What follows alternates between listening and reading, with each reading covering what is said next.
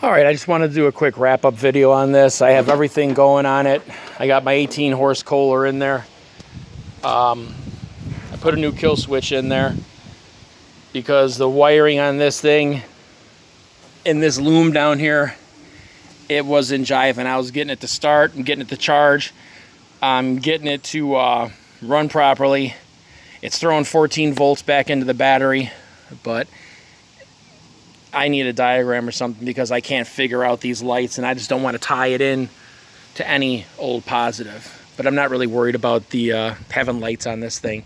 That's really the only thing I need. The kill switch I wanted because it seems like I'd shut this down and it didn't kill the coils. So something was up with that. I don't know what, but I figured just throw a kill switch on there. It's easier.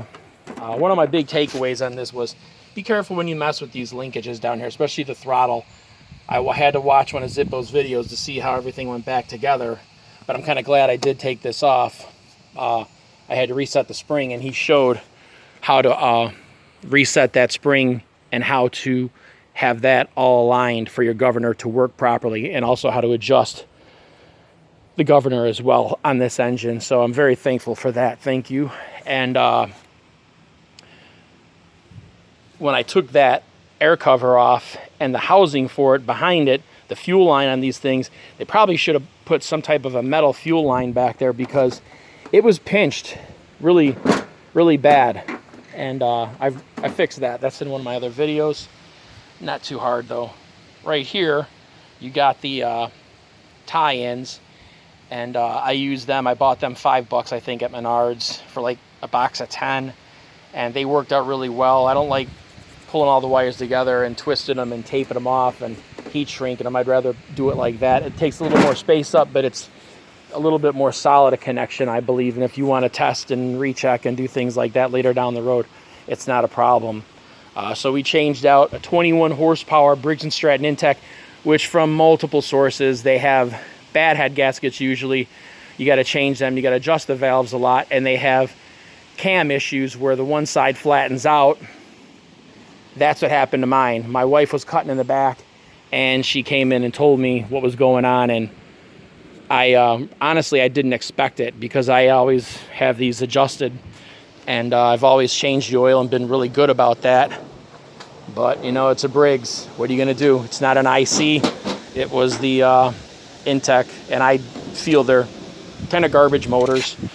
But this, you got Terrell, Zippo, multiple other sources swear by these Kohler commands, and I do too. You know, I have a long history working with these old mowers, and I'm not the best, but I'm pretty good for around the yard. People have problems, they usually come to me out here, and I get them squared away. So that 18-horse twin-cylinder Kohler, one of the best engines you could probably put in these yard tractors. I got the cast iron front end in this thing, which I love. Really stable steering. The transmission is the only thing I'm really against. And if anyone knows, can I put the hydrostatic transmission in here without any major, you know, changeovers? I'd like to do that and get a new seat for it too. But that's neither here nor there. I want to show you the old engine. Okay, now this is my old Intek right here. I'm going to spin this. I want you to watch these lifters right here, because the one on the right is going to go all the way down. See that? And that one barely goes at all. I didn't do any adjustment to them or anything, but the one side of the cam flattened. You could buy that part for $35, and it's probably about an hour and a half, 2 hours worth of work. But if I'm going to take the motor out, I'd rather put something in that's good.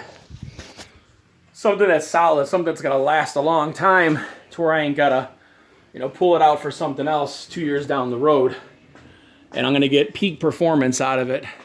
Now, let's see what we got here. I also wanted to show you one other thing. This is the kill switch that I bought from AutoZone. This was $7.99. I was instantly turned off, and I have nothing against Asian people at all. But China, the products that they make, I don't really... This is like such... I mean, you could feel like grinding metal, and it's just cheap and crappy for $8. I found, I'm just gonna leave that there. I found this in my, because I did foreclosure cleanouts for a long time in recycled metal. I found this old guy, I mean solid. I found that old guy in one of my things of kill switches and all that miscellaneous electrical stuff. So I put that in, it works like a charm. And you could just feel like an old Jersey quality in there, you know? I love it. A shout out to New Jersey, all right? So, that being said, I'm gonna start this up.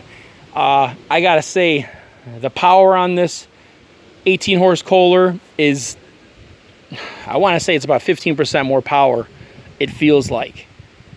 And speed-wise, I don't ever go fast in these things because that's how you destroy them. But I mean, I just put it out there in the field and I was cooking with it, just to, you know, not cutting the grass, but just moving with it. And man, it's a lot quicker. Same pulleys on there, you know, no big difference in that. But we're gonna start this up. I'll give you a little show on it. This choke, I gotta redo this, but that's another day. So let's see. Let me see, I'm not sure. Choke it, James. Okay.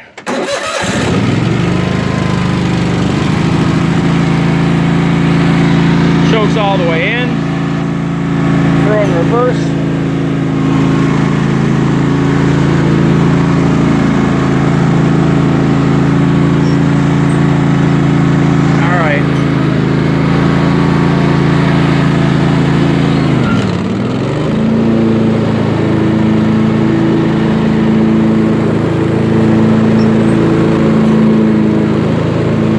Take off the reverse switch as well, because I want to be able to cut in reverse.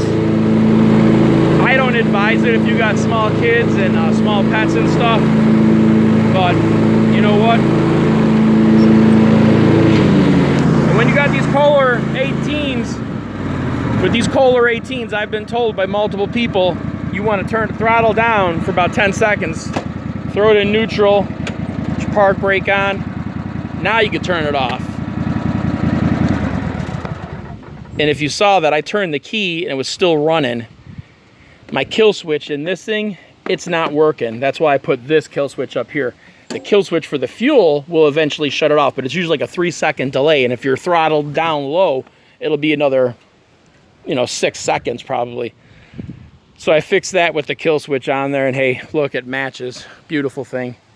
But if you could hit the like button, subscribe, comments, questions. Have you ever had a lawnmower that you tried to do this with and were successful? Were you not successful? I'd love to see your comments. What are your thoughts on the Kohler 18 horsepower twin Command, mind you?